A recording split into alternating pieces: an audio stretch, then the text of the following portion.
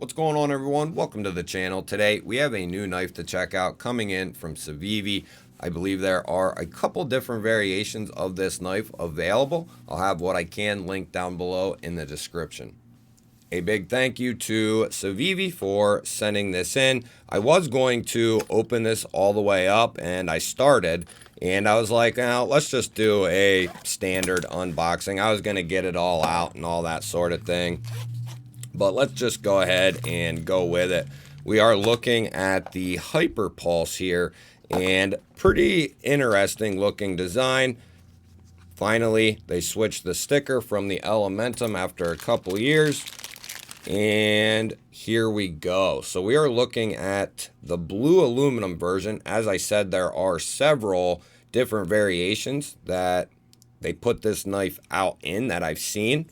And we are looking at a standard plunge lock there, and that feels pretty good.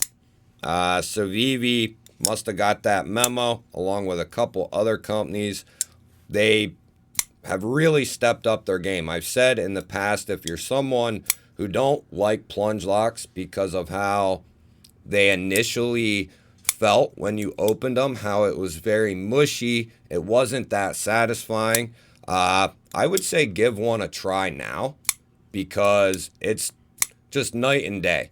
From January of 2024 to right now, it is night and day difference on the opening action of these plunge locks. And they have also, I have tested every knife all year long that I have handled, and I handled a ton of plunge locks, and I think only one of them, and it was due to coating, failed the lockup. So it's a testament to them really refining that plunge lock, and it really paying off in the opening action and how satisfying it is, and the actual lock maintaining itself and not failing its lockup. That is a good thing. We are looking at 14C on this model, and I think they have satin and coated, several different variations of aluminum. This is the blue. You have a couple of speed holes through here, and we are looking at a reversible deep carry clip. A little bit lower mounted there, but it'll still carry pretty good. We'll check it, and we'll see if that cutout and where the clip lands, if that'll affect going in and out of the pocket. The button is recessed there and has texturing, and it's very easy to get to. Now, typically, button plunge locks like this, when you have studs and a flipper, usually that flipper doesn't fare so well in being, satisfying to open. But in this case, they did a pretty good job. Typically, they'll just kind of flop and flail out of the handle. That one comes out of there pretty good, I would say. So let's go ahead and get a quick measurement. And if I sound different, that's because I am very sick right now, or getting ready to be. 3 1/4 of cutting edge, 3 1/2 total, and just shy of 8 inches. So not too shabby. There are a lot of people out there hoping we start seeing larger knives in 2025. 2024 was definitely the year of a mid-sized knife. We didn't see a ton of large knives. So to see one venturing on 8 inches, that is nice to see. Up against the Raccoon, you'll see it's a little bit larger, and up against the full-size Bug Out, it's also a little bit larger than that as well. How about the Kaiser Drop Bear here and the Spyderco Parrot 3? It's going to be larger than both of those as well. Now, when we bring out some larger knives, the Kaiser Militol full size and the CJRB Frac, which this makes a lot of knives look small, we'll see that it's very close to the Militol and going to be quite a bit smaller than the CJRB Frac there. This is one part I'm interested in seeing, how this goes in and out of the pocket. Yeah, that should go over pretty easily, and that'll give you an idea of what it'll look like in the pocket. You'll have just a tiny bit poking out of the pocket. I do like this clip. This is a huge step up from what they normally do. I'm just now, I saw it, but I didn't quite take it in. Good retention there.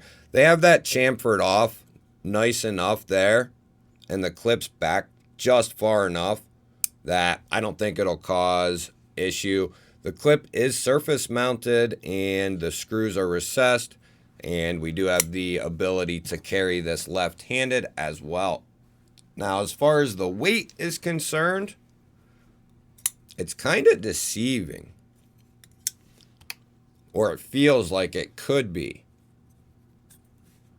No, we don't have any steel in there, so this is solid aluminum. We had 3 point, okay, so let's go 3.2.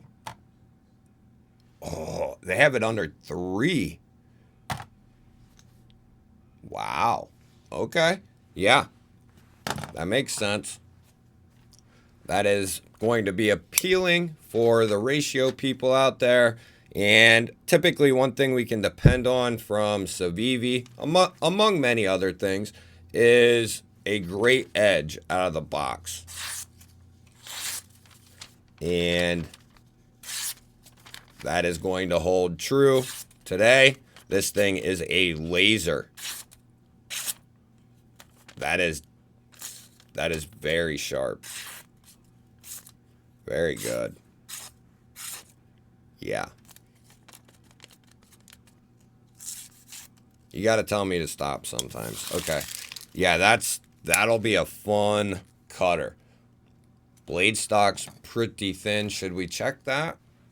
This will be mainly just to give us a rough idea. We'll check it back here. And we're right about 114. So pretty standard there. I guess we could check behind the edge. My calipers are about to die. And roughly 14,000. Somewhere in that general idea. Between me not completely trusting them and them dying, who knows how who knows how accurate they are. I'm sure they're pretty close. Those aren't extremely cheap any which way. Let's go ahead and check this lockup. The blade is centered. We don't have to check detent lash because there isn't one, but it's pretty good. Pivot lash, I'm not feeling anything. Soft open. There's no movement. Ooh, that's pretty solid. Yeah. Let's go ahead and check this thing. Couple light ones. Just to get us rolling. Okay.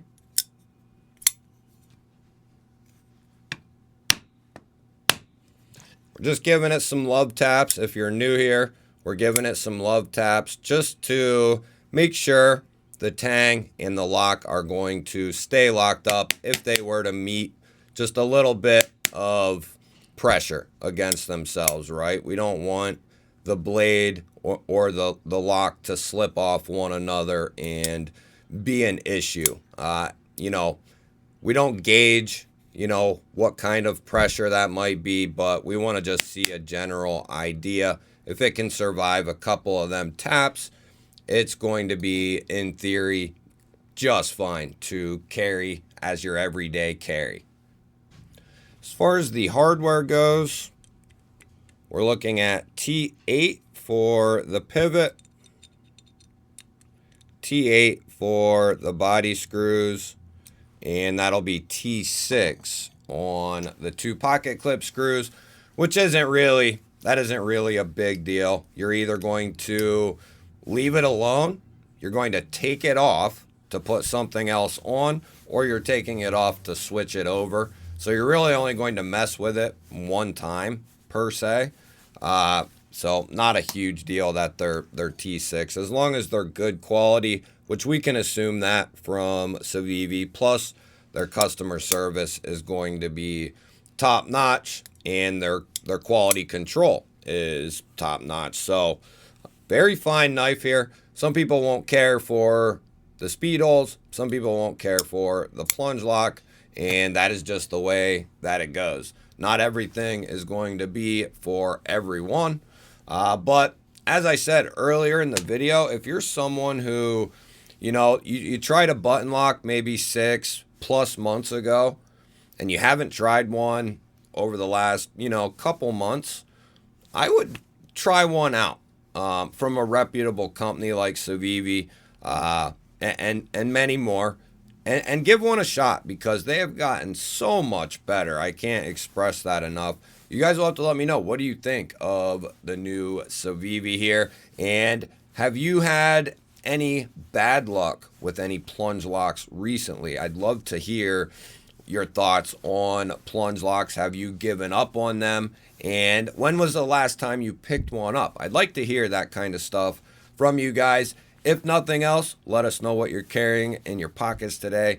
Don't forget to hit the thumbs up button. That helps push the video to more people. If you are new here, I release daily knife and EDC content just like this. Make sure you're subscribed and you ring the bell.